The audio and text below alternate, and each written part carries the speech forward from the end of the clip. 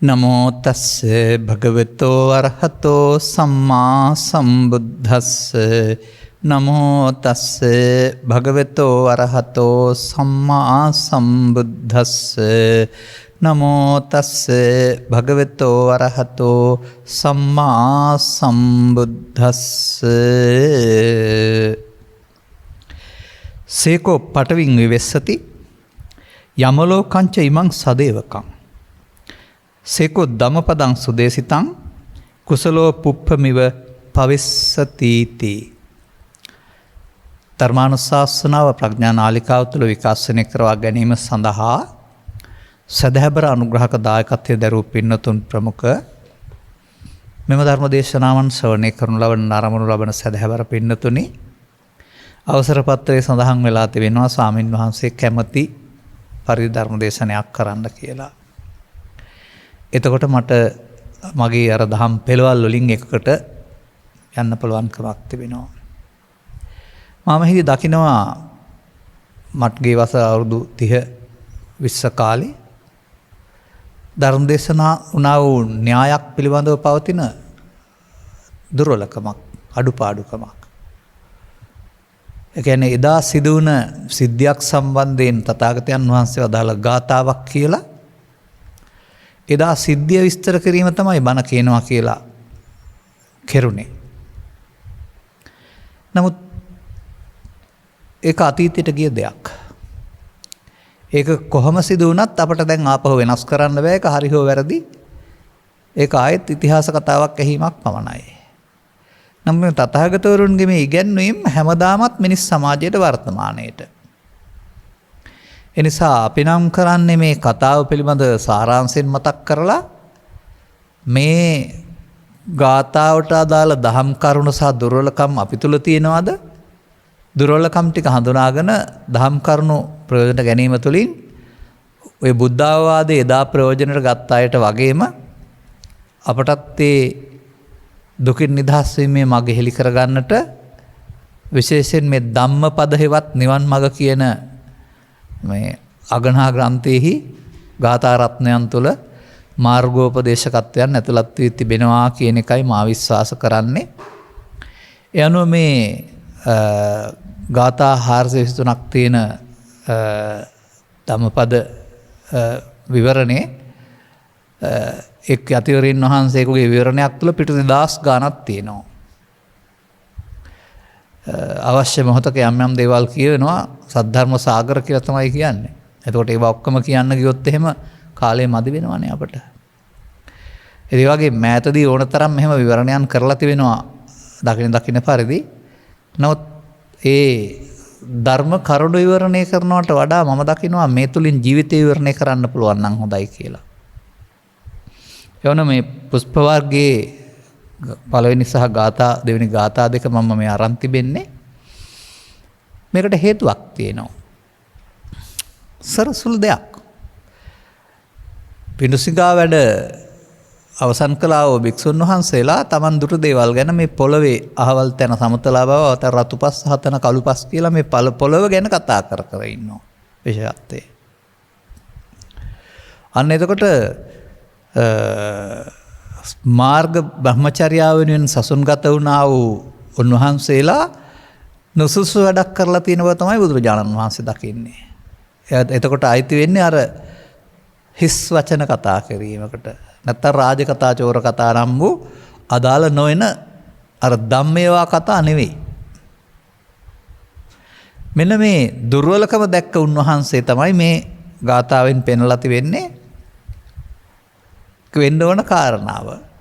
කෝ ඉමං පටවින් විවෙස්සති යමලෝකංච ඉමං සදේවකං කෝ ධම්මපදං සුදේසිතං කුසලෝ පුප්පමිව පවෙස්සති.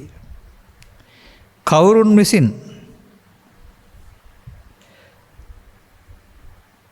අර පොළොම වෙනුවට මේ අපේ ජීවිතය ආත්ම සංඛ්‍යාත ජීවිතය, එතන පඨවි ආපෝ තේජෝ අතර ශරීරය වෙන්න බෑ. අපි ඒක පංචස්කන්ධය කියලා ගනිමු. කවුරුන් විසින් මේ පංචස්කන්ධ සංඛ්‍යාත ලෝකය අරකත් ලෝකයනේ ප්‍රත්‍යක්ෂ කොට ගන්නේද? ඒ වගේම තවත් තියෙනවා යමලෝකංච ඉමං සදේවකං. ඉමං මේ මනුස්ස ලෝකය, සදේවකං දෙවියන් සහිත ලෝකය, යමලෝකංච අපි කතා යමලෝක කියලා අපාය. ඔක්කොම ටික ගත්ත හැකි. සිව් අපාය. ඒවා ප්‍රත්‍යක්ෂ කරගන්න ඕන, නිකන් තියෙනවා කියලා විශ්වාස කිරීම නෙවෙයි. එතකොට කවුරුන් විසින් මේක ප්‍රත්‍යක්ෂ කරගන්නවාද? කුසලෝ පුප්පමේව පවෙස්සති, නිකම් මල් ටිකක් කඩලා මල් මාලා ගොතන්නා වගේ කවුරුන් මෙම මනාකොට දේශනා කළ ධම්මපදේ නැත්තම් නිවන් මඟ පැහැදිලි කරගන්නේද?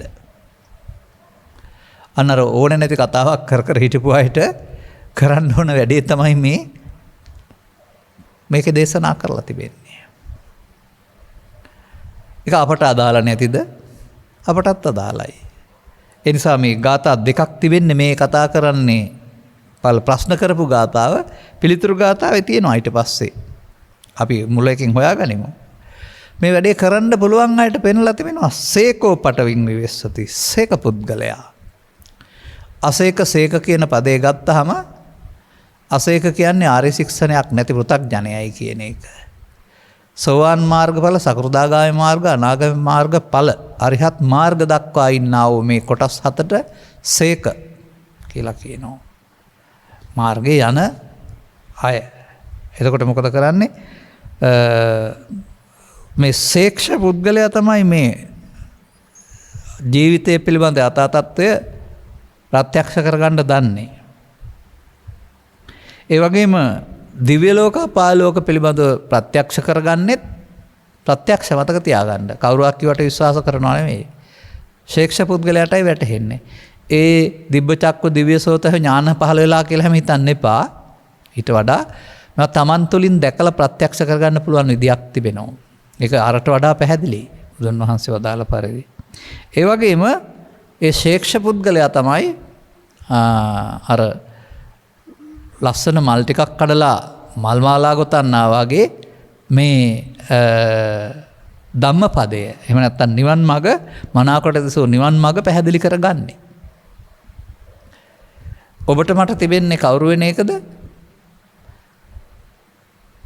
මහ පොළොව ගැන, බඩු මිල වැඩිවීම ගැන, නැත්නම් කඩේකට බංකොටලා ඉඳගෙන පරණ මේ මොකක්ද ඒකට කියන්නේ? මම ඒකට කියන නමක් තියෙනවා. මේ ගජබින්න අලංකාරයෙන් කතාවක් ඇදගෙන හිස් වචන වලින් කාලේ නාස්ති කරනවට වඩා අර බද්දවග්ගී කුමාරුන්ට කරපු කතාවමයි මේ තියෙන්නේ. අනුන් ගැන හොයනවට, වැඩක් නැති දේවල් ගැන කතා කරනවට වඩා ඒ කාලය Taman ගැන හොයා බලනවා නම් නරකද කියලා.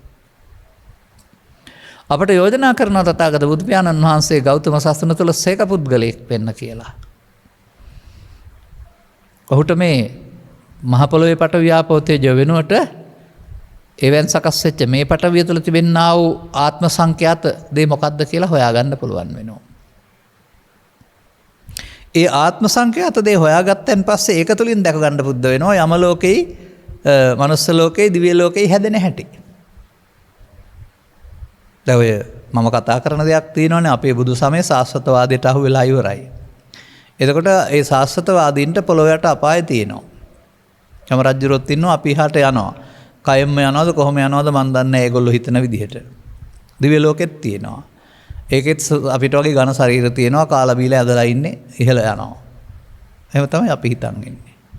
කවුරු හරි කිව්ව පමණින් ඒවා තියෙන දේවල් වශයෙන්. තියෙන දේවල් වශයෙන් කියන කතර මේ පෘථිවිය වාගේම තියෙනවා කියන අර්ථයක් ඔය ගන්නෙ. දැන් මම ඒක නෑ කියන නෙමෙයි හදන්නේ. ඒක ඒ ලෝක පිළිබඳව ප්‍රත්‍යක්ෂ කරගන්න විදිහක් තථාගත ධර්මයේ තිබෙනවා. එහෙනම් මේ ඉමං පටවින් හොයන්නේ කොහොමද අපි?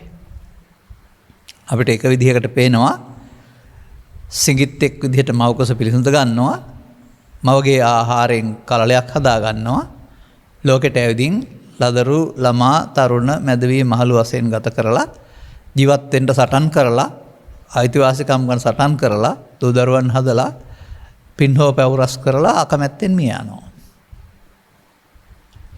බුදුන් වහන්සේ පහළ නොවන නම් අපිට ඊට වඩා දෙයක් පේන්නේ නැහැ.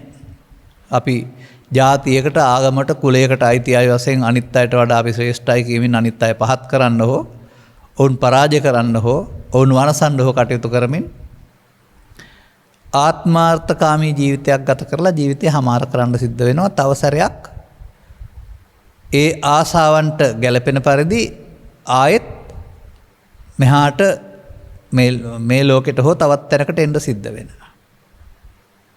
ඒ කුමක් නිසාද? මේ පටවිය ගැන දන්නේ නැත නිසා. දැන් පටවිය කිව්වහම මෙතන ශරීර කාය කියන එක ගන්න එපා. ඒ පාලනය කරන්නේ කවුද බලන්න.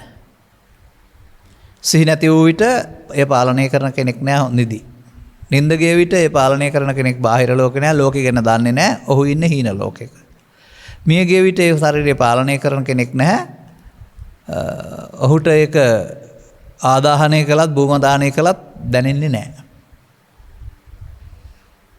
එහෙනම් ඒක පාලනය කළේ කවුද කියන එක නිකන් සිත විතරක් කියලා හරියන්නේ නැහැ. ඒ සිත තුළ පවතින ආවේගශීලීත්වයන් අනුව තමයි මේ කය හසුරවලා ඔහු අනාගත විපාක වාරයක් සහිත භවයක් හදාගන්නේ. අන්න එහෙම තමයි මේ ඉමං පටවින් විවස්සති නැත්තම් මේක විමර්ශනය කරලා දැනගන්නේ. දැන් මා මේ විමර්ශනය අද ඊයේ කරපු එකක් නෙමෙයි. නමුත් මේ ඇහෙන්න මම මේ හිතනවා ඔබට ඇහෙන්න. අන්න එතකොට අපට තථාගත දේශනා යම් තැන් වලින් උපුටා ගන්න සිදු වෙනවා. අපට පෙනෙන ස්ත්‍රී පුරුෂ භාවය, ගිහි පැවිදි භාවය තුළ පුද්ගල මරණය එක සම්මතය. ආර්ය සත්‍ය තුළ ඊට වඩා වෙනස් ලෝකයක් තියෙනවා. මම තවත් දේශනාවක ඒ ලෝකේ පැහැදිලි කරන්නම් දැනට ගන්න නැතිව. මොකද ඉදිරි දිනකදී නමුත් දැනට ගන්න එහෙම නෙමෙයි මම. අර අපි පැහැදිලි කරන සූත්‍ර දේශනාවල තිබෙනා වූ අර කයනම් අවුරුදු 60ක් 70ක් තිබෙනවා. ඒ නිසා කයේ පුද්ගලයෙක් ඉන්නවා කියලා ගත්තට කමක් නැහැ. සිතයයි මනෝයයි විඥානයයි කියන ලැබෙද උදේ දවල් රාත්‍රී එකක්ම හටගෙන මියයි අනිකක්ම හටගනි. එක අත්තක ඉන්න වඳුරා තව අත්තකට ගියාම උල්ලත්තේ නෑ වගේ ගත වුණ පැත්තෙත් නෑ අනාගත පැත්තෙත් නෑ ඉන්න අත්තේවත් වර්තමානයේ විතරයි. වර්තමානයේ කොහෙද ඔබ ඉන්නේ? මම අහන්නේ ඔබ වාඩි වෙලා ඉන්න පුටුව ගැන නෙවෙයි. ඔබ එක්ක ඇසේ ජීවත් වෙනව නැත්නම් කනේ ජීවත් වෙනවා. නැත්නම් ඇසේ කනේ දෙකේම ධර්ම දේශනාව ශ්‍රවණය කරනවා නම් රූපය පේනවා ඇහැට, ශබ්දේ කනට ඇහෙනවා. එහෙම නැත්නම් ඔබ ආහාරයේදී රසය සහ සුවඳේ ජීවත් වෙනවා. කයදී පහසේ ජීවත් වෙනවා. කල්පනාවේදී මනෝලෝකයක පව්පින් ධාන, දේශපාලන අර්බුද, පෞල් අර්බුද එක ජීවත් වෙනවා. කවුද ජීවත් වෙන්නේ? ඔබද? ඔබේ කයද? ඔබේ කය මේව දන්නවද? කය ඔබට සපයා තිබෙනවා ආහාරයන්ගෙන් ශක්තිය ලබාගෙන ඒ ශක්තිය තුළ කයේ නොදිරා පැවැත්මට සහ ඒ සිතුවිලි පහළ කරන්නට අවශ්‍ය වේදිකාවක් තනලා දීලා තියෙනවා. ඒ වේදිකාව ක්‍රියාත්මක වෙන්නේ ඇස තුළ, කන තුළ, නාසය තුළ, දිව තුළ, කය තුළ, සිත තුළ ద్వාර වශයෙන්. එහෙමත් නැත්නම් ප්‍රසාද වශයෙන්. ඒක තමයි වේදිකාව. ලෝකෙත් එක්කලා සම්බන්ධතා පවත්වන්නට අරමුණු ගන්න පුළුවන් හැකි ස්ථාන 6ක් ඔබට තියලා තියෙනවා. මේ 6න් ඔබ ලෝකේ රූපේ, ශබ්දේ, ගන්ධේ, රසයත් එක්කලා එකතු වෙනවා. එකතු වෙලා ඔබට කැමති පරිදි ඒ ලෝක සිද්ධීන් සමග ඇලීම් ගැටීමුත් ඇති කරගන්න ලැබෙනවා. අන්න ඒ වේදිකාව තුළ ඇති වෙන රංගනය කුමක්ද? ඇස නැමැති, කන නැමැති, නාසය නැමැති, දිව නැමැති, කය නැමැති, සිත නැමැති මේ දොරවල් 6 වේදිකාව තුළ සිදුවෙන රංගනය කුමක්ද? මේ වේදිකාව තුළ අර චරිත 7ක් වගේ චරිත 6ක් රඟපාන නළුවෙක් ඉන්නවා. 6 ආකාර චරිත එක වෙලාවට රඟපානවා. එක වෙලාවකට රූපය මුල් කොටගෙන රඟපානවා. තව වෙලාවකට ශබ්දය මුල් කොටගෙන රඟපානවා. තව වෙලාවකට ගන්ධය මුල් කොටගෙන රඟපානවා. තව වෙලාවක රසය මුල් කොටගෙන රඟපානවා. තව වෙලාවකට ස්පර්ශය මුල් කොටගෙන රඟපානවා. තව වෙලාවකට මනෝද්වාරික පව පින ධානය අනු රඟපානවා. ජීවන නම් වූ මේ රංග මණ්ඩලයේ රංගනා නළුවෙකි මොහු සිහි විකලේ. ධර්මදාස වල්පලයන් එහෙම කියලා තිබෙන බව මගේ ළමා මනසට නැත්තම් තරුණ මනසට මතකයක් තියෙනවා. සීවි කළේ. ඒක කාටද හරියන්නේ? ඒක හරියන්නේ පු탁ජනයින්ට. මොකද මේ රංගපෑමක් නිසාමනේ රංගපෑම කියලා කියන්නේම බොරුවක්නේ. අපි කියමුකෝ සැබෑ චරිතයක් ජීවත් වුණා. ඒකේ තියෙන ශ්‍රේෂ්ඨත්වය නිසා නළුවෙක් ඒකට රංගපානවා. එතකොට කොහොම රංගපෑවත් ඒක ඇත්ත නෙවෙයිනේ අනුකරණයක්. ඒ වගේ චරිතයක් හදනවා. හදපු චරිතෙට පණ දෙනවා කෙනෙක්. පුද්ගලයා වෙනයි ඔහු හිතින් ජීවත් වෙනවා. ඒක රංගපෑම කියලා කියන්නේ එතකොට ව්‍යාජ රංගපෑමක් නේ. ඒක රංගපෑම කොතරම් තාර්කික වුණත් යථාර්ථවාදී වුණත් ඒක ව්‍යාජ එකක්. අන්න ඒ වගේ මේ පෘථග්ජන පුද්ගලයාගේ මේ රංගපෑම ඔහු මගේ සහ මම සහ මගේ ආත්ම බවට පත් කරගන්නවා. ඔහුට මේ වේදිකා හයේ ඕනෑම දෙයක්. එහෙම තේරුම් ගන්නේ නැහැ සමාජයේ. ඔවුන් මම කියන්නේ කයට. තරහව කියලා කියන්නේ මට තරහව, මට කේන්තියව, මට බැන ගන්න හිතෙනවා. ඒ මම කවුද කියන්න දන්නේ නැහැ ඒගොල්ලෝ. ඒ මම ඇසද කනද නාසය දිවද කයද බැලුවොත් එහෙම කියන්නත් බෑ. මොකද සිත නැති මේ එකකටවත් ඔය මොකක්වත් ප්‍රචාර දක්වන්න පුළුවන් කමකුත් නැහැ. අන්න එනේ පටවි විවස්සති මේක විමර්ශනය කර යාමේදී එහෙනම් මේක උදව් කරගෙන මේක ඇතුළත වෙනත් බලවේගයක් ක්‍රියාත්මක වෙන බව. ඒකට ඉති මනෝ ඉති චිත්ත ඉති විඥානං කියලා කියන බව. ඒක මෞකසෙන් බිහිව තැන් පටන් මැරෙන තරම තියෙන එකක් නොව. මොහොතක් පාසා හටගෙන මැරෙන්න වරන් දුන්න. එතනින් එහාට පවත්වන්න බැරි වරමක් බව අපිට තේරෙනවා. මේවා බුදුවරු වෙලි කරන්නේ අනිත් අයට තේරෙන්නේ නැහැ. අනිත් අය මෞකසෙන් බිහි වුණාම උපැන්න සහතිකයක් ලබාගෙන එයාම පාසල් ගින් එයාම විභාගේ පාස් වෙලා එයාම විවාහ වෙලා එයාම තාත්තා වෙලා එයාම මහලු වෙලා මේ යනවා එක පුද්ගලෙක් අනන්‍යතාවයක්. ඒ සම්මුතිය ඇහැට පේන හැටි. ඕනෑම ආගමකට රටකට ලෝකෙට ඒක හරි. මේක තුළ මේ මාර්ගයෙන් ගිහින් ලබනවට වඩා හොඳ විමුක්තියක් සැනසීමක් මේ පටවි විවස්සති තුළ දැක ගන්න පුළුවන්කමක් තිබෙනවා. එතකොට කුමක්ද මේ වේදිකාව තුළ සිදු වෙන්නේ? ඒ වේදිකාව සිදු වෙන්නේ ඔය ආහාරයෙන් ගන්නා ශක්තිය මුල් කරගෙන ප්‍රසාද පිහිටනකොට ඒ ප්‍රසාදයේ මත ඊට අදාළ ගෝචර රූප සටහන් වීමේදී රූප ශබ්ද රූප ගන්ධ රූප රස රූප පොට්ටබ්බ රූප ධම්ම රූප ඒවාට අදාළ අපි හදාගත්ත වේදනාවක් ඇතුළත වෙලා මතු කර ගන්නවා. ලෝභ වේදනා, දේශ වේදනා, මෝහ වේදනා, පුණ්‍ය වේදනා, පාප වේදනා කියලා කියන්නත් පුළුවන්. සැප දුක් උපේක්ෂා වේදනා කියන්නත් පුළුවන්. අර රූප අරමුණ මුල් කොටගත් විඳීම. එයයි තේරුම් ගන්න ඕන. ද්වේෂයේ අරමුණ මුල් කොටගත් විඳීම, පුණ්‍ය අරමුණ මුල් කොටගත් විඳීම, මෝහය මුල් කොටගත් විඳීම, රූපේ ශබ්දේ මුල් කොටගත් විඳීම. එතෙන්ද ගලප ගන්න බැරි වුණා සමාජයට. වේදනා සංඥා සංකාර නිකම් නම් කරනවා මොනවා විඳිනවද කියලා කියන්න දන්නේ නැහැ. ඒ නිසා ඉදිරියට යන්න පාරක් නැහැ. ඉතින් මේ මම දකින්නේ මේ රූපත් වේදනා දෙකම කරපු දේ තමයි සංඥාවෙන් හඳුනන්නේ. රූප සංඥා වශයෙන් සහ වේදනාවේ ස්වභාවය. රූප වේදනා සංඥා තුනම කරපු දේ තමයි රණුව තමයි සංකාරය හැඩ ගැසෙන්නේ. මම තනි නෑ. රූප වේදනා සංඥා සංකාර හත කරපු යම් දෙයක් ඇද්ද විරුද්ධ වෙන්නේ නැතුව පක්ෂ වෙන්නේ නැතුව හරි වැරදි කියන්නේ නැතුව සිදුවන ආකාරය ගැන ගැනීමට තමයි එතෙන්ට මේ විඥානස්කන්ධය පහළ වෙන්නේ. ඔන්න අපි පටවින් විවස්සති කරනවා. කුමක්ද? බුදු සමයට අනුවගත් කළ අපි තුළ ජීවත් වෙන ඒකකයේ මොහොතකින් ඉපදී නැතන ස්කන්ධ පංචකයක්.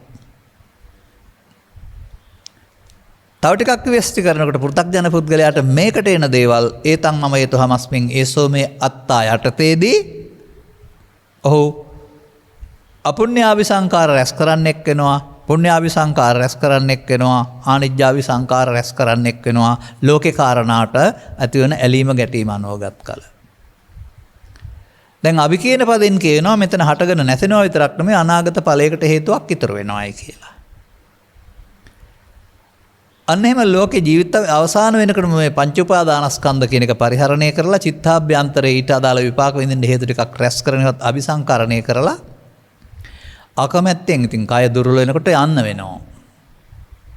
දැන් කොහෙද යන්නේ?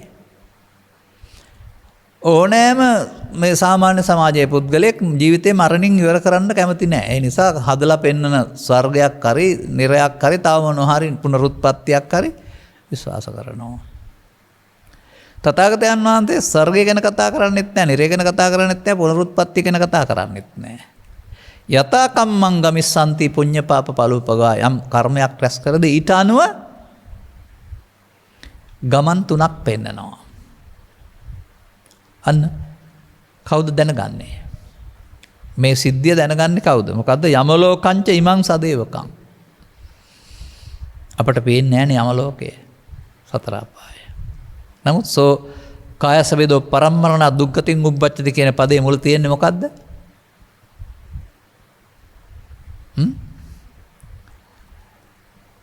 යම් කිසි පුද්ගලයෙක් සිතින් කයෙන් වචනෙන් ලෝභ දේශ මොහ මූලික කොටගත් පව්කම් රැස්කොට අර පංචස්කන්ධේ පාපයට යොදාගෙන පාපේ පංච උපාදානස්කන්ධේ බවට පත් කරන ලෝභ දේශ මොහ මූල බලවත් කොටගෙන එයින් පරලෝ යනවා. ජනප්‍රිය වචනේ පවෙන් පරලෝ යාම. ඉතින් අසුර ප්‍රේත නිරිති සන්නාදී කොට ඇති ඔන්න ලෝකේ යම ලෝකේ දැනගන්න හැටි. එතකොට ඔබට මේ පාපේ නැත්නම් මේ යම ලෝකේ නෑ ඊට එහාට හොයන්න යන්න ඕන නෑ ඔබ. තියනවද නැද්ද කියලා. නම් හදාගත්තොත් තියෙනවා. මෙන්න මේක දැනගන්න ඕන විශේෂයෙන්. තියනවා නෙවෙයි හදාගත්තොත් යන්න වෙනවා. ඔන්න දැනගන්න ඕන විදිහ. ඉමං ලෝකං පින්වතුනි ඔබට කතා කරනවා. මේ මනුස්ස ලෝකේ උපදිනවයි කියලා පෙන්වන්නේ විවිධ සූත්‍රවල අඩු දාණයට, අඩු සීලයට, මධ්‍යම දාණයට, මධ්‍යම සීලයට එහෙම නැත්නම් පව්පින් දෙක කරලත් තියෙනවා. ටිකක් අඩු පව් සහ පුණ්‍ය කර්මයන් අනුව. ඒ මනුස්ස ලෝකේ එන්නේ මොකටද එහෙනම්? කර කර්මයන්ට අනුව තමයි ශරීරයේ අංගෝපාංග අඩු වැඩි හැඩ වැඩ වෙන්නේ සහ රූප ලක්ෂණ වල උපන් ලපාදී දේවල් පවා තිබෙන්නේ. ඊට පස්සේ පුරාණයක් වළඳන්න එන්නේ. පුරාණයක් කියන්නේ කළ පින්වල විපාක ආයු වර්ණ සැප බල වශයෙන් අදාළ දුගී පවුල් වල, ධනවත් පවුල් වල, ප්‍රභූ පවුල් වල ආදි වශයෙන් ඉපදිලා විපාක විඳින්න. මනුස්ස ලෝකේ පින්වතුන්. මේ සිද්ධියේදී බුදුන් වහන්සේ රූපී අරූපී බඹතල ධාන ලෝකේ කතා කරලා නැහැ. මොකද ඒකට ගියායට ඇරුණාම අනිත් අයට අදාළ නැති නිසා. දැන් සදේව දෙවියන් සහිත සදේව ලෝක. එකකට වඩා එකක් පවතිනා වූ සැප සම්පත් සහිත තියෙන බව සහ අල්පේ ශාක්‍ය මහේ ශාක්‍ය වශයෙන් සැප සම්පත් බහුල සහ අඩු වශයෙන් සහ චාතුර් මහා රාජික සිට පරමිත අසාති දක්වා පුණ්‍ය චේතනාවෙන් පරලෝ යාම තුළ සෝ කායස වේදෝ පරම්මරණ දිව්‍ය සහව්‍යතං උප්පජ්ජති. මේ පටවිය නැත්තම් කය මුල් කොටගත්ත පංච උපාදානස්කන්ධ පරිහරණයේදී දානය සහ සීලය උපරිමයෙන් කරලා එහි පාක වශයෙන් චාතුර් මහා රාජිකයට වඩා තාවතින්සේ ඒ විදිහට වඩාත් හිතූ ගමන් සියල්ල විඳින්න පුළුවන්. හීන ලෝකෙක හිතනකොට හැමදේ පහළ වෙනවා වගේ. ප්‍රීතියෙන් පිරෙන හීන ලෝකෙක හිතන දේවල් එනවා. ඉතින් හරි සන්තෝසයි. මට මතකයි අර සිහින ලෝකේ රජ වුණා දවසක් හීනේ කියලා ගීතයක් තියෙනවා. තුන්යමේ රෑ තුන්යමේ ඉස්තුටු සීනේ රජ වෙලා. රජ වෙලා හිටියා නම් එහෙම ඊට පස්සේ ඒක බොරුවක් කියලාද හිතෙන්නේ? නෑ, රාජ උදහස නැත්නම් රාජ තේජස, රාජ භෝජන, රාජ සැප සම්පත් බැරි වෙලා අවදි වෙන්න ඕන. ලැජ්ජා හිතෙන්න. අන්න ඒ විදිහට තේරුම් ගන්න ඕන කරුණ තමයි. එහෙමනම් මේකේ තවත් කරුණක් තිබෙනවා. අපිට තමයි පටවින් නැත්තම් මේ පංචස්කන්ධය මුල් කොට ගත්ත ඝනකයක් තියෙන කිලෝ ගාණක් බර. අර අපාගත සත්වයින්ටත් තිරිසන් වරනම අනිත් අයට මනෝමය කයක් පමණයි. දෙවියන්ටත් මනෝමය කයක් පමණයි. බ්‍රහ්මයින්ට මනෝමය කයක් ඇහැ කන නාසය තියෙන කයකුත් නැහැ. සංසුන් සමාධියක් පමණයි. අන්න මේක තුලින් මේ පුණ්‍ය කර්ම, අපුණ්‍ය කර්ම, ධාන කර්ම තුලින් අනාගතයේ හැදෙන හැටි දකින්න එක තමයි මේ යමලෝකංච ඉමං සදේවකං කියන කාරණාව තේරුම් ගන්න පුළුවන් වෙන්නේ. දැන් බුදුන් වහන්සේ පහළ වුණු සමාජයේ මිනිස්සුන්ට මොකද කරන්න පුළුවන් උනේ? ඔය කවුරු හරි කරන ඉගැන්වීම් අනුගමනය අනුකරණය කරලා, පව අනුගමනය කරලා, පින අනුගමනය කරලා, ලෞකික ධාන අනුගමනය කරලා එකට වඩා එකක් මේ සැප සම්පත් බහුල නමුත් භවගාමීත්වයෙන් නොමිදුණා වූ මේ සදහම් මල් හමු නොවුණා වූ සදහම් කියලා තමයි සමහර අය හිතන්නේ සීලය සදහම් කියලා ලෞකික භාවනා සදහම් කියලා. නමුත් ඔවුන්ට මේ පටවිය නැත්නම් පංච උපාදානස්කන්ධය ඉක්මවා යන්න බැරි වුණා. අපාගත සත්වයින්ටත් බැරි වුණා, දෙවියන්ටත් බැරි වුණා, බ්‍රහ්මයින්ටත් බැරි වුණා. අපි ඒකට කියනවා ගිලාන සූත්‍රය තුල ආදාරණය කියලා බුදුරජාණන් වහන්සේ බ්‍රහ්ම ලෝකෙත් තිබෙන්නේ සක්කාය හේවත් පංච උපාදානස්කන්ධය. දෙවියන් සක්කායෙන් මිදලා කියලා හිතන් හිටියට බුදුන් වහන්සේ ධර්ම දේශනා කරපුවාම අනිත් අපි මේ සක්කාය තුලනේ ඉන්නේ කියලා කිව්වයි කියලා තිබෙනවා. එහෙනම් ගමනකුත් තියෙනවා. සැප සම්පත වෙනස්කමකුත් තිබෙනවා.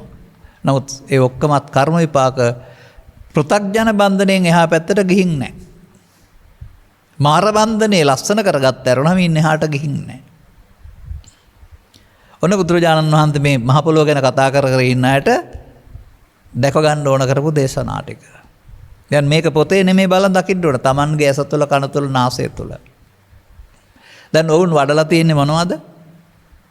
ඔවුන් වඩලා තියෙන්නේ කාමාංග. කාමාංග වඩන්නේ වුන් ඔක්කොම. කාම ලෝකේ කාමාංග වඩිනවා, අරකි කාම ආමාංග යටපත් කරලා ලෞකික ධානාංග වඩනවා. නමුත් කාමසුකල්ලිකානු යෝගෝ දුක්ඛෝ හීනෝ ගම්මෝ පුතුජ්ජනිකෝ අනරියෝ අනත්ත සංහිතෝ.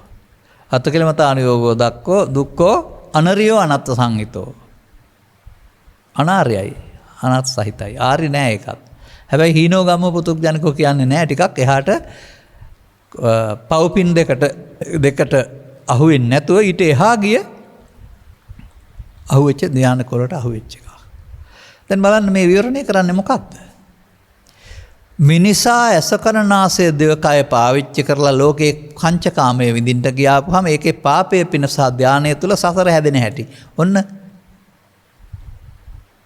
යම ලෝකංච එමං සදේවකං කියන මේ භව ගමන බුදුන් වහන්සේ අපුඤ්ඤාවි සංකාරය තුළ, පුඤ්ඤාවි සංකාරය තුළ සහ අනිජ්ජාවි සංකාරය තුළ විවරණය කරන හැටි. මේ පැවැත්ම තාමත්. දැන් ඊට පස්සේ මොකද වෙන්නේ? මනාකොට දේශනා කරලා ධම්මපදය කවුරු විසින්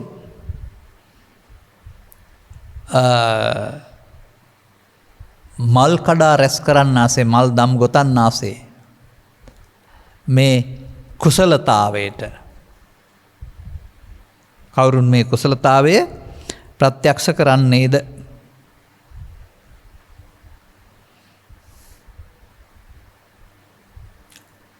දැන් කුසලතාවය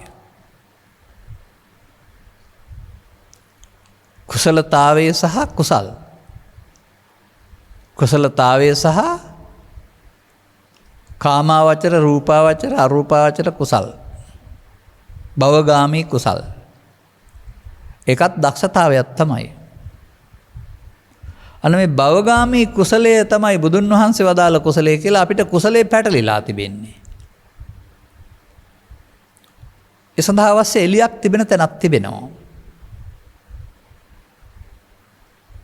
ඒ තමයි අකුසල් 10ක් වෙම් කරලා මේ 10ට ලෝභ දේශ මොහ කියලා 3ක් දීලා මේ 3න් වෙන්වීම කුසලයේ කියන එක. නැත්නම් කාම රූප අරූප වාත්‍රයේ ගියායගේ සොයා ගැනීම විමර්ශනය කරලා හඳුනාගෙන ඒ තත්ත්වයන්ටපත් වෙලා එතනින් එහාට පියවරක් තබමින් කිං සත්‍ය ගාවේසී කිං කුසල ගාවේසී වුණ එක. එහෙනම් මේ තිබුණ එක කාම රූප භවත්‍රයේ ගමන තිබුණ එක කුසල නම් තව එකක් හොයන්න ඕන නැහැ. බුද්ධ කාර්යභාරය, බුදුන්ගේ සොයා ගැනීම, බුදුන්ගේ ලෝ පහළ වීම කුමක් විවර කරන්නද? තථාගතෝ භික්ඛු අරහං සම්මා සම්බුද්ධෝ අනුප්පන්නස්ස මග්ගස්ස උප්පාදේති. පවෙන් පිනෙන් ධානයෙන් ළඟා වෙන්න බැරි නූපන් මගක්. අන්න ඔය සසුන් ගත වුණා භික්ෂුව භික්ෂුණී එහෙම නැත්නම් බුදුදහම බුදුන්ගේ ඉගැන්වීම් පිළිගන්නවා අනුගමනය කරනවා කියලා කතා කරන උපාසක උපාසිකාය තමයි දැන් මේ මල් කඩලා මල් නෙලන්නාසේ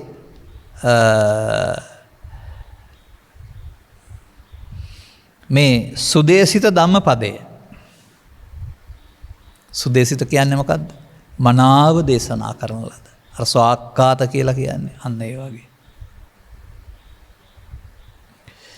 දැන් මේක පද මාවතක්. ධම්ම ධර්මයට යන. එහෙමයි ගන්න ඕනේ. දැන් ඔය අර කතා කරපු මාවත මොකද්ද? මෙතෙක් අපි කතා කරපු මිනිසා විසින් Taman රැස් කරන කර්ම රැස් කිරීම තුළ කර්ම මාවත, කර්ම මාර්ගය, කර්ම සරණ කර ගැනීම. ඒ බුදුන් වහන්සේ පහළ වෙනකොට තිබුණා නේද? අනේක තේරුම් ගන්න ඕන. එහෙනම් එය අපේ අනුගමනීය ප්‍රතිපදාව බවට පත් කරගත්තට ඒක වෙනත් ආගම් වලින් ගත්තා වූ ලාමක ප්‍රතිපදාවක් වශයෙන් තේරෙනවා නේද ඔබට? ඒ විමුක්ති මඟ වශයෙන් කල්පනා කරොත් එහෙම ඔබට වැරදිලා නේද? ඔබ තුල දකින්න දැන් මොකද්ද මේ මල් රැස් කරන්නට අවශ්‍ය වෙන්නේ? අකුසලයේ මුල ලෝභ දේශ මොහ නම් ලෝභ දේශ මොහ වලින් වෙන් වෙන්න වෙනවා. මන්දයත් ඉති ලෝභෝ භික්කවේ ඉති දෝසෝ භික්කවේ ඉති මෝහෝ භික්කවේ කම්ම නිදාන සම්භවෝ. නිදන් කරනවා කර්මයක්. නිදන් කරුවොත් දණ්ඩ වෙනවා විපාක. එනිසා බුදුරු හෙළි කරන්නා වූ දහම් කරුණු වටහා ගැනීම තුළ මේ තුල්තනිමකින් තොරව මේ කර්ම නැමැති හිරගෙදරින් කර්ම නැති බන්ධනාගාරයෙන් නිදහස් වෙන එක ලේසි නෑ. ඒ නිදහස් වීම තමයි අර පඤ්ඤාවන්තස්ස අයං ධම්මෝ කියන පදයෙන් නිර්දේශ කරලා තියෙන්නේ මෙන්න මේ අය සඳහා පමණයි. දැන් මේ සඳහා ඔබ අනුගමනය කරන්න ඕන පැත්තට තියෙන අරවා තමයි කාම ධර්ම. මේක කියනවා බොජ්ජංග ධර්ම. බෝධිපාක්ෂික බෝධිය පැත්ත ගත්තා වූ අවබෝධයේ පැත්ත ගත්තා වූ ධර්ම කාරණා කියලා. මේක ඉතින් ධර්ම 37ක් වශයෙන් තියෙනවා සත්‍තිස් බෝධිපාක්ෂික ධර්ම කියලා. එකින් එකට ගිහින් පඩි පෙළ යනවා වගේ 38කට යන්න ඕන කියලා නෙවෙයි ඔකෙන් කියවෙන්නේ. 38ම එකක් වැඩෙනකොට වැඩෙන්න පුළුවන්. 38ම පංච උපාදානස්කන්ධයෙන් මිදෙනකොට වැඩෙන්න පුළුවන්. මිදීම සඳහා වැඩෙන්න පුළුවන්. එහෙම මේ මහ විශාල අනුගමනීය ක්‍රියාමාර්ගයක් වශයෙන් සලකන්න එපා මේක. මේ පොහොතට උපදින දේහි නොඇලී නොගැටි අවසන් කරන්නට යම්කිසි ක්‍රියාමාර්ගයක් ගැනීම තුළ වැඩෙන දෙයක්. පද මාර්ගයේ ධම්ම. දැන් අර ඔබ මේ ගැන නොදන්න පුද්ගලයෙක් වශයෙන් හොඳ කෙනෙක් වෙලා පවින් අතහැරලා පිනට ඇවිදින් පිනෙන් දානට එහෙම ගියා නම් එහෙම පුද්ගලයෙක් වශයෙන් කටයුතු කළා නම් ඔබ පදයක් තෝරන්න තියෙනවා. පදයක් කියන්නේ මාර්ගයක්.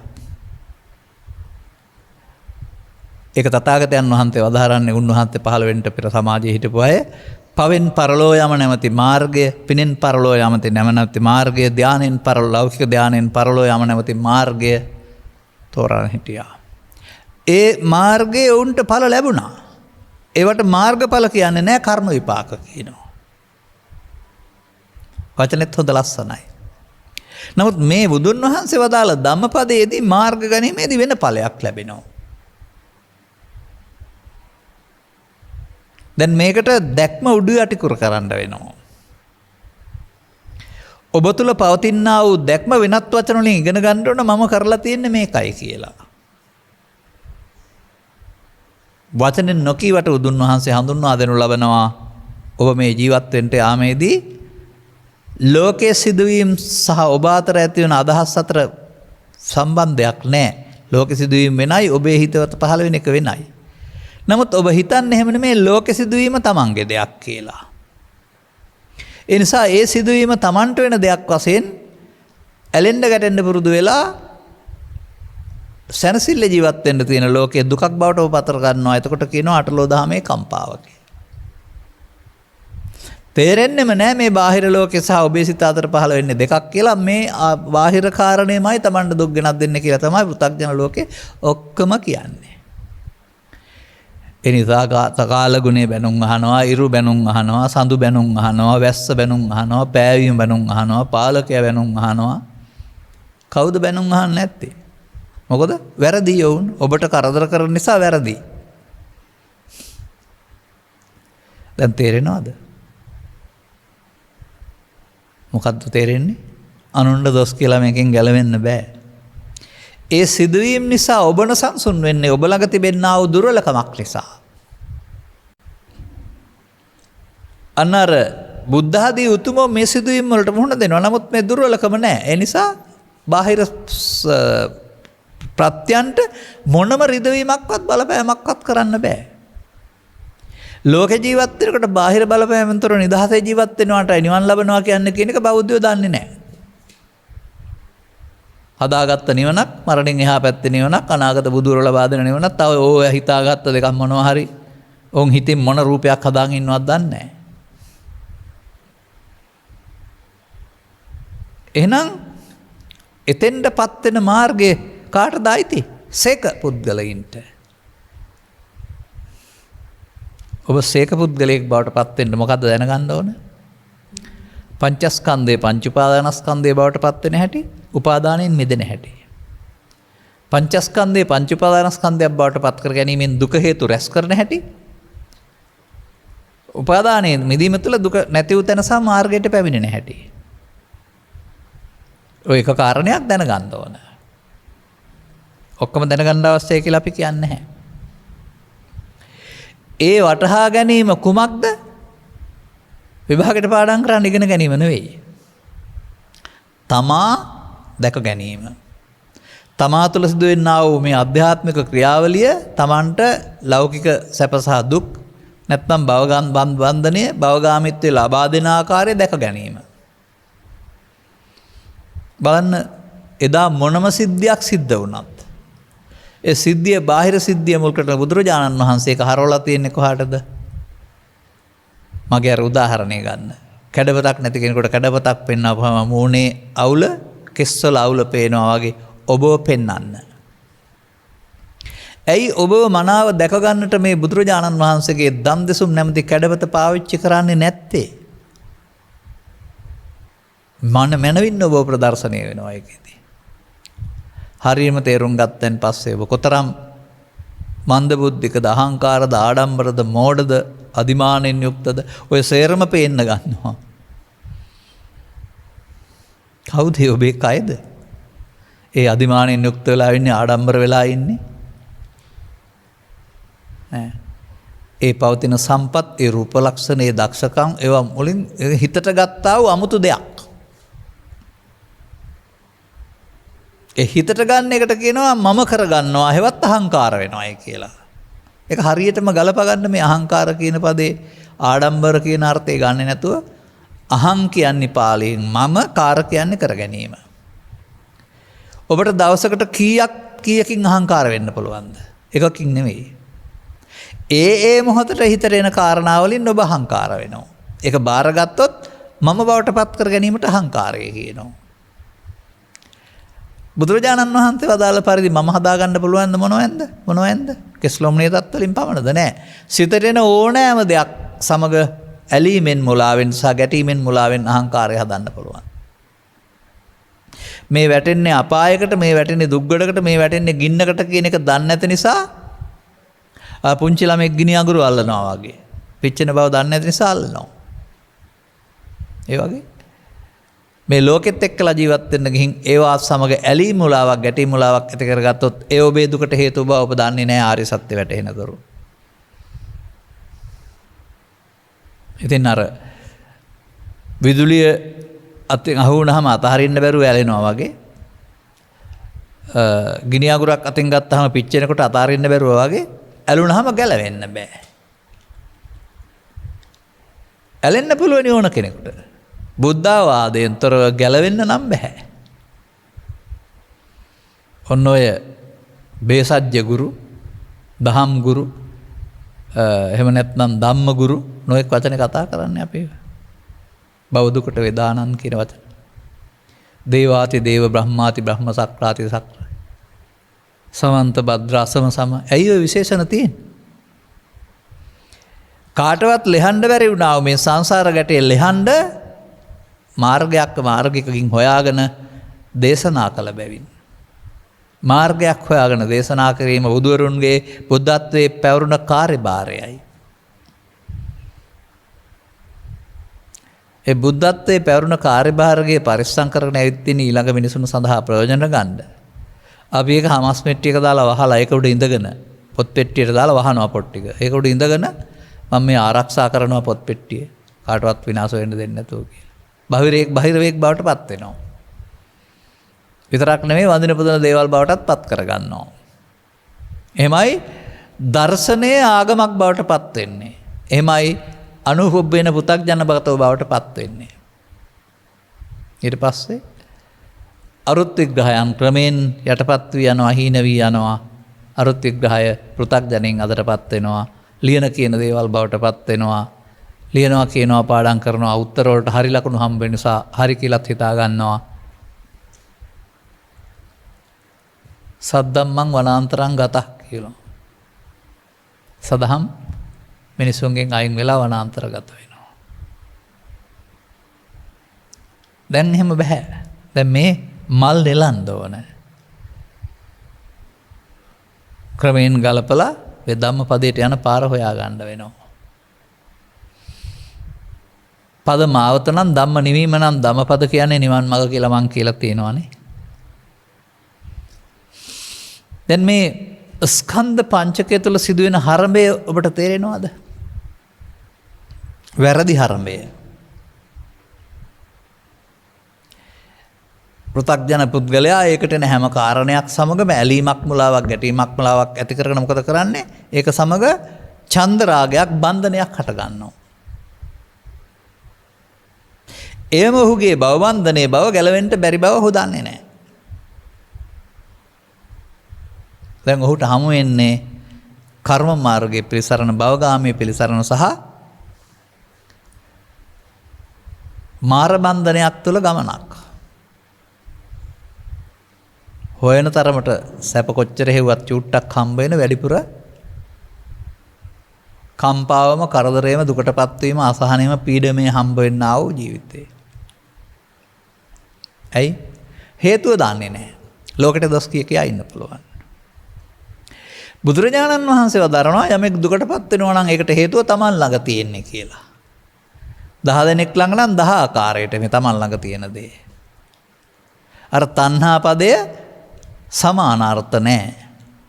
ඒ පුද්ගලයා ජීවත් වෙන ශේස්ත්‍රයට අනුව රූප ශබ්ද ගන්ධ රස පොට්ටබ්බ ධම්ම නම් වූ අරමුණු කෙරෙහි ඇලීම් ආශ්‍රයෙන් සහ තව එහාට විවිධ ආකාරයෙන්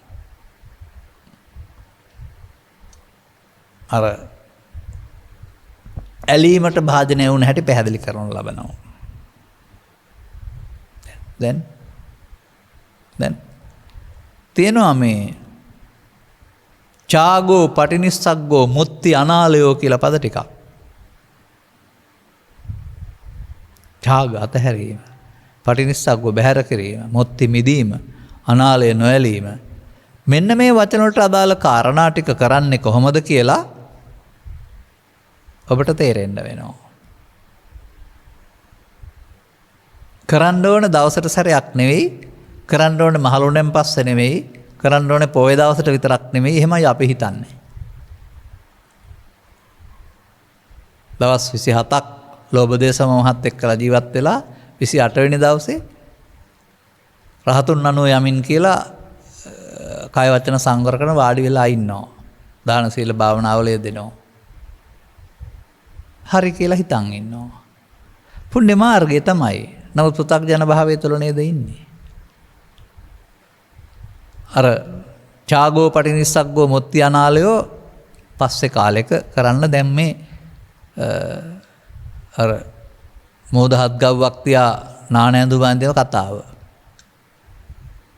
අවුරුදු 1.19කට පසු වසර 1.19කට වසර 1.19කින් සඳහන් වෙන ගානකට පසු අනාගත බුදුරයා පහළ වෙනතුරු මෙහි දැම්මම සූදානම් වෙනවා. නමුත් සූදානම් වෙන්න ඕන එහෙම කල් දෙන්නේ නැහැ ඔකට. මේ ක්‍රියාවලිය දැන් හටගෙන දැන් අවසන් වෙනවා. එතනම බැඳෙනවා, එතනම නිදහස් වෙන්න පුළුවන් වෙනවා. එහෙනම් ඒ බැඳෙන අනුසෝතගාමී ප්‍රතිපදාව වෙනකොට ඔබට පටිසෝතගාමීත්වයක් තෝරා ගන්න පුළුවන්ද?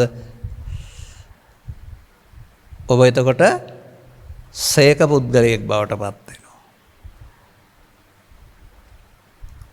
ඒ සේක පුද්ගලයාට මේ සෝවාන් ආදී මාර්ගඵල පිළිවෙලින් මේ ධම්මපදේ හමු වෙනවා. එතකොට ඒක බාහිර ලෝකේ තියෙන තාරකාපට් වගේ මාර්ගයක් නෙමෙයි. සිතේම අනුගමනය කරන්න තියෙන මාර්ගයක්. පෙර මාර්ගයට එරෙහි මාර්ගයක්. කර්ම රැස්වීමේ මාර්ගයට එරෙහිව කර්ම සේවීමේ මාර්ගය. භවගාමී මාර්ගයට එරෙහිව භව නිරෝධගාමී මාර්ගය. අවශේෂ නිරෝධගාමී මාර්ගයට එරෙහිව නිරවශේෂ නිරෝධගාමී මාර්ගය. ඔය මෙතෙක් පැහැදිලි කරලා තියෙන ධර්ම දේශනාවල සඳහන් කරුණු කීපයක් ඔය මතක් කළේ. නරකද මම යෝජනා කරනවා ඔබට එබඳු කෙනෙක් වුණොත් ලබාගත් ජීවිතේ. තමන් සතු වගකීම් ඉටු කරමින්, තමන් සතු කාර්යභාරය ඉටු කරමින් බුද්ධෝත්පාදයක මිනිසත්ව ලැබීම තුළ ලැබෙනා වූ භාග්‍යමත් අවස්ථාවක් වශයෙන් සලකා. ඒ භාග්‍යමත් අවස්ථාව පොතේ මාර්ගයේ වශයෙන් තියෙනවා, දේශනා කරලා තිබෙනවා. නමුත් ඔබට තේරුණේ නැත්නම් අනුගමනය කරන්න බෑ. තථාගතයන් වහන්සේ ලස්සන දේශනාවක් කරලා තිබෙනවා මගේ කටින් 10-12 වතාවක් කියවිලා ඇති. මේ සුන්දර මොහොත සම්බන්ධයෙන් මනුස්ස පටිලාභෝච සද්දම්මස්ස දේශනා අලං වායමිතුන් තත්ත. මනුස්ස පටිලාභේ නම් තිබෙනවා.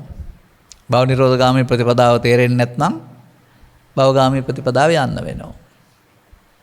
අර භව නිරෝධගාමී ප්‍රතිපදාව යාම සඳහා උත්සාහ කිරීම සුදුසුයි, අලං සුදුසුයි, වායමිතුන් ව්‍යායාම කිරීම නැත්නම් උත්සාහ කිරීම ඒ සඳහා කොමටද? ලෝභයේ, දේශයේ, මෝහයේ, ඊර්ෂ්‍යාව, ක්‍රෝධයේ, වෛරය තමන්ගේ කරගත්ත වරදින් මිදී ලෝභක්කය, දේශක්කය, මෝහක්කය කියන தත්ත්වය තමන්ගේ කරගන්න. මේ ව්‍යාජ තමන් වෙනකොට සැබෑ තමන් හඳුනා ගන්නට. මේ සමාජයේ දෙස දැන් අලුතින් මේ කරුණු පැහැදිලි කරන්න ඕන. තාමත් බොහෝ දෙනා කල්පනා කරන්නේ නැහැ බුදුන් වහන්සේ වදාළ මේ උත්තරීතර සැනසීම තමන්ගේ චිත්තසංතානයේ සතුවයි පවතින්නේ, මේක වහලයි තියෙන්නේ, අරගණ්ඩයි ඕනේ. කොහේවත් යන්න ඕනේ නැහැ නිවන් ලබන්න. නිවන කියන්නේ දෙයක් නෙමෙයි, තැනක් නෙමෙයි, මරණයෙන් පසු ලැබෙන දෙයක් නෙමෙයි, කවුරුවත් දෙන දෙයක් නෙමෙයි. නීවරණ පදේ විස්තර කරගත්තොත් ඒකෙන් කියන්නේ මොකද්ද කියලා තේරුණොත්, ඒවා ඔබ ළඟ තියෙනවද කියලා තේරුණොත් අන්න ඒවා නිසා ඔබට මේ සැනසීම උරුම නැහැ කියලා තේරෙවි. දැන් ඊට පස්සේ මේකේ බරපතල කාරණේ ඉඳලා අයින් කරන්න පාරක් තියෙනවා. මම දකින ආර්ය මාර්ගය තුළ පළවෙනියෙන් අයින් වෙන්නේ ද්වේෂ මෝහ. ඒකනේ අපාගත වීම නතර වෙනවායි කියන්නේ. මේ ලෝභ දේශ මොහ වැඩි දියුණු කරගන්න යාම තුළ පළමුවෙන් ද්වේෂය තේරෙන්නේ. එතකොට අකුසල් කරන්නේ ද්වේෂයෙන් ගැටීම් තුළින්නේ. ඒ ටික අයින් වෙනවා. ඒ ටික අයින් වෙනකොට දේශ මොහ නැත්තම් මරණින් එහා පැත්තට අපාගත වීමේ පාර නැති වෙනවා. තව ලෝභ මොහ තියෙනවා. එහෙනම් ලෝභ මොහ තුළ කාමසුගතිය සහ දෙවියන් අතර පාර තියෙනවා. තව එහාට ගියොත් ලෝභ අඩු වෙලා මෝහ තියෙනවා.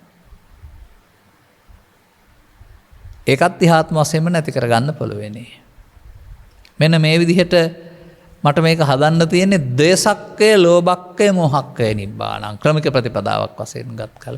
මොකද මිනිස්සුන්ට දැනෙන්නේ ඒ වගේම දුක් සහගත බව වැඩි, මරණින් එහා පැත්තට දුගතිගාමීත්වය හදලා දෙන්නේ ද්වේෂය නැමැති මම විසින්. ඒ වගේම සමාජ ප්‍රශ්නවලදී අවුලෙන් අවුලටපත් වෙලා ගිනිතබා ගැනීම, ඝාතනය කර ගැනීම සිදු වෙන්නේ ඒක විසින්. දැන් ඔබට සැප ලබන්නට තිබෙනා වූ මේ ලෝකයේ තුල ඔබ වැඩි දියුණු කරගත්තා වූ මේ ද්වේෂය නැමැති සතුරා ඔබට බලාපොරොත්තු නොවන මොහතක විශාල දුක් ගෙනත් දෙනවනේ. ඒ පුද්ගලයා පාලනය කරගන්න බැරි වුණා වූ මේ හැඟීම තුල කළා වූ සදාචාර විරෝධී, ආගම් විරෝධී, නීති විරෝධී කාරණා හැවත් අපරාධ. ඔහු පිටිපස්සෙන් ඇවිදින් ඔහුට කොතනකවත් සැපක් ලබා දෙන්නේ නැහැ. ඒ කුමක් නිසාද? සිතට ආපු හැඟීම කයට වචනට දෙන්න ගිය නිසා. සිතට ආපු හැඟීම කයට වචනට නොදී හිටියානම් ඒ තරම් බරපතල දෙයක් වෙන්නේ නැහනේ. එහෙම පුරුදුුනේ නැහනේ. හිතෙන හැම දෙයක්ම කරන්න කියන්න තමයි පුරුදු වෙලා ඉන්නේ. ඒ නිසා මේ සඳහා බුදුරජාණන් වහන්සේ 아무තු යෝජනාවක් කරනවා. මේ හිතට එන දේ හැමදේම කරන කියන එක ප්‍රමාද විහාරීත්වය කියලා නමක් තියෙනවා. මේ මෝඩකම කඩලා පාලනය කරන්න උන්වහන්සේ 아무තු ආයුධයක් දෙනවා මනුස්සයින්ට. මේක සංගවා තිබෙනවා චෛතසික 25ක් තුළ දෙවෙනියට.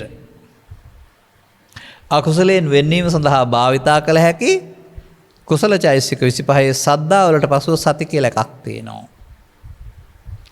ඔබ කවුද කල්පනා කළේ සති කියන්නේ මේ චෛතසිකේ වැඩි දියුණු කිරීම කියලා? ඔය සතිපට්ඨානේ වඩනවා භාවනා වඩනවා කියලා කතා කරන කට්ටිය සතිපට්ඨානේ කියන වචනේ මොනවද හිතන්නේ නැත්තේ? ප ဋ ාණ පිහිටුවා ගැනීම සති සිහිය කියලා කියයි. තේරුම් අරන් දෙය කීවේ. එහෙනම් අපි අකුසලයෙන් වෙන්වීම සඳහා අකුසලයේ දකින්න පුළුවන් අකුසලයේ ක්‍රියාවට නොගාින්න පුළුවන් මුරකරුවෙක් හදන්න ඕන සති නැමැති.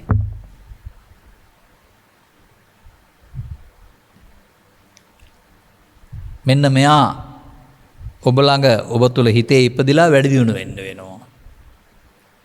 එයා ඉපදිලා නැහැ පෘථග්ජන සමාජයේ. ඒ වෙනුවට තියෙන්නේ මුලා වූ සිහිය. ලෝභයෙන්, දේශයෙන්, මෝහෙන් මුලා වුණා වූ සිහිය. සති පිළිබඳ අර්ථය ගත්තේ නැති නිසා සති කියලා කතා කරන්නේ ඊට පස්සේ ඉරියව්වෙන් ඉරියව්වට සිහිය පවත්වන එක කියලා ඔන්න ආයේ අර බමුණන්ගේ එකක් වොන් අරන් ආයේ ගන්නවා මෙතෙන්ට. නමුත් මා දකින්නේ ආන සති අපාන සති ජීවිත කාලේ නොකරපු දෙයක්. කවුරුත්ම ඔය තමන්ගේ වැඩ කරන හිටිය ඇරුණාම අවශ්‍යතාවයට අනුව ඇතුළට ගියා පිටට ආවා ඔය ගැන යොමු කළේ නැහැ. නමුත් යොමු කරගෙන හිටියොත් යනවා දැනෙනවා. ඇතුළට ගිහින් ඉන්න බෑ පිටින් ඕන ඒ ටික පිට කරන්න ඕන පිටට එනවා දැනෙනවා. පිට කරලා ඉන්න බෑ ඇතුළට යනවා දැනෙනවා.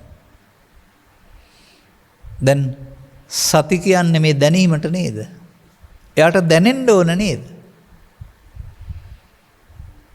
අන්න මේ දහස්වරක් සිදුවෙන දේ නැවත නැවත බලන් ඉඳලා දැනීමට හුරු කරගත්තොත් ඒ අදාළ කරුණට මේ දැනීම නැමැති මොරකරුවා යොදන්ට පුරුදු කරනවා මේ. එහෙම නැතුව මේක මැරෙනකල්ම කර කර හිටියට අර සමහර අය කියන්නේ ඇයි එහෙනම් බුදුහාමුදුරුවෝ ආනාපාන සති වල බුදුුනේ මොනවද දැනගෙන දේ කියන්නේ? මේක පුරුදු කරලා පෘථග්ජන පුද්ගලයෙක් වශයෙන් මේ සතිය පුරුදු කරලා සීක පුද්ගලයෙක් වශයෙන් යොදන්න ඕනේ එතෙන්ට. චිත්තාභ්‍යන්තරයේ තියපවතිනා වූ අනුසයෙන් හට ගන්නකොට පරිඋත්ථාන වෙනවා. දැන් සිහි නැතුවම විතික්කමට යනවා. ගහ ගන්නවා, බැන ගන්නවා, කපා ගන්නවා, කොටා ගන්නවා, නුම්පද කියනවා, කෑ ගහනවා, අනුරාධන වැළපෙනවා. අන්න. කඩන්න තේරෙන්නේ නැහැ සතර හදන්නමයි තේරෙන්නේ. එනිසා පු탁ජනයා කියන්නේ සතර හදන කෙනෙක් කරුණාම සතර නිවා කරන කෙනෙක් නෙමෙයි. ඔහු අනුසෝතගාමියෙක් කරුණාම පටිසෝතගාමියෙක් නෙමෙයි. ඔහු භවගාමියෙක් කරුණාම භව නිරෝධගාමියෙක් නෙමෙයි. ඔහු අවශේෂ නිරෝධගාමියෙක් කරුණාම නිරවශේෂ නිරෝධගාමියෙක් නෙමෙයි. නිර්වශේෂ නිරෝධ අනාගත ඵලයක් හොදෙන්න හේතු ඉතුරු නොකර අවසන් කිරීමට තමයි බුදුන් වහන්සේ මේ සතිය පුරුදු කරන්න කියලා කියන්නේ. මොකද ඒ වන විට යාට තේරෙනවා ඉදිරියට තැබීමෙන් විතරයක් දැම්මා නම් කිකිලියක් හැදෙනවා. බීජුවක් හැදුණා නම් පැලවෙනවා වගේ අනාගත කර්ම බීජ රැස් කිරීම පමාද විහාරය කියලා. මේ ලබා තිබෙන සුන්දරම අවස්ථාව එතකොට මේ නිවීම වසා භවගමන සකස් කර දෙක වෙනකොට භවගමන ඉවත් කොට නිවීම ලබා දෙන තැනට මෙහෙවන්ට අවශ්‍ය ආරම්භක පාඩම මේකෙන් ලබා දෙනවා. මේ පිළිබඳව කරුණු පැහැදිලි කරන්න කල්පනා කරනවා ඉදිරියේදී තාමත් ඔය ඉඟි තමයි දෙන්නේ. ඒ නිසා මට හිතෙනවා කායානුපස්සනාවෙන් හුරු කළ සිහිය අනතුරුව වේදනානුපස්සනාව හෝ චිත්තානුපස්සනාව හෝ ධම්මානුපස්සනාව පවතින ආකාර පහෙන් එකකින් පාවිච්චි කළොත්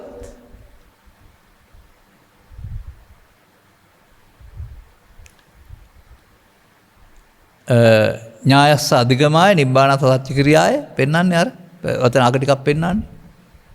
ශෝක පරිද්දවනං සමතික්කමාය දුක්ඛදවනං අත්තංගමාය අන්න ශෝක පරිදේවන ඉක්මවා යාමට දුක් දුම්නස් වලින් මිදීමට මාර්ගඵල අධිගමනය ලැබෙන නිර්වාණය සාක්ෂාත් කිරීමට මේ මුරකරුවා ඔබට යොදාගත්ත හැකි වර්තමාන ස්කන්ධ පංචකයට ඔහු මල් නෙලන්න පටන් ගන්නවා. ඔහු ඔබට දුක්ඛ නිරෝධ ගාමිනී ප්‍රතිපදාව හොයලා දෙනවා. ඔහු ඔබ සදහන් මගට විවෘත කරලා දෙනවා. මේ මුරකරුවා වැරදි කරන්නට දෙන්නේ නැති ඒක වළක්වන මේ මුරකරුවා ආස්වාදයේ ආදීනව දැකයින් මුදන්ට ඔබ පුරුදු කරන මේ මුරකරුවා ජීවිතයට එකතු කරගන්න. මේ ගාථාවට අනුවගත් කල ඒකයි පෙන්වන්නේ. එතකොට අර ස්ත්‍රී පුරුෂ ගිහි පැවිදි උපතින් ලබාගත් ඕව වළංගු නැහැ.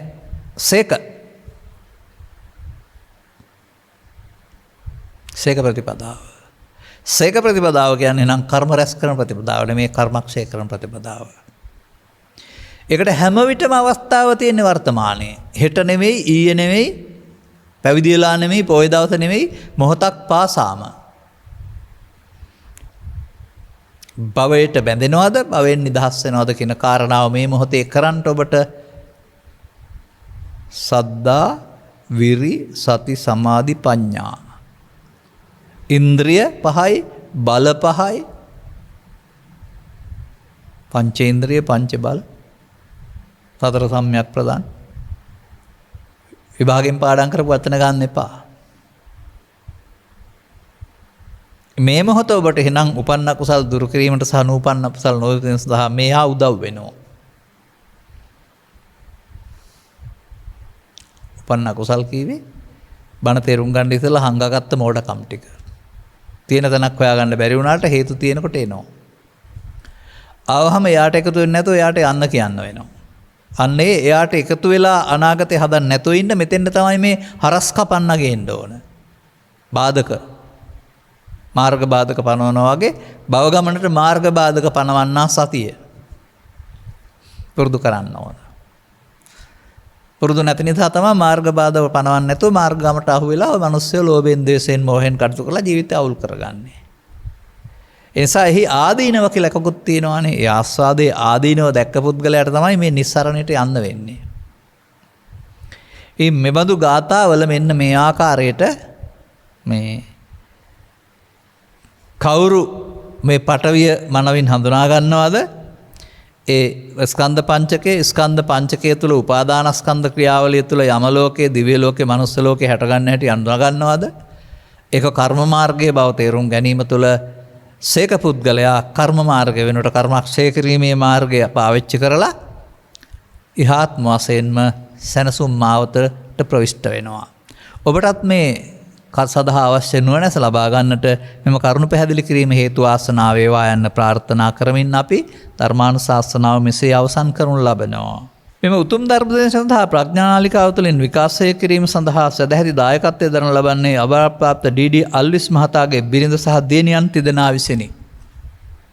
අරමුණ කොට්ටාව හොරණපාර අංක 11න් 22 දරන නිවසේ පදිංචිව සිට මීට වසර 3කට පෙර අභාරප්‍රාප්ත වූ ඩී.ඩී. අල්විස් පියාණන්ගේ ගුණානුස්මරණය පිණිසම ධර්ම දානමය පින්කම සිදු කරන අතර මේ උතුම් ධර්ම දානමය පුණ්‍ය කර්මයෙන් කුසලයෙන් ජනිත වන්නා වූ මහා පුණ්‍ය ශක්තිය එතුමාටත් පින් ගැනීමට හැකි දෙපාර්ශ්වයේ මියගිය සියලු ඥාතීන්ටත් අනුමෝදන් වී ජීවිත සුවපත් වී මතු උපදිනා භවයකදී සසර දුක් කෙලවර කර ගැනීමට හේතු වාසනා වේවා කියලා ප්‍රාර්ථනා කරනවා.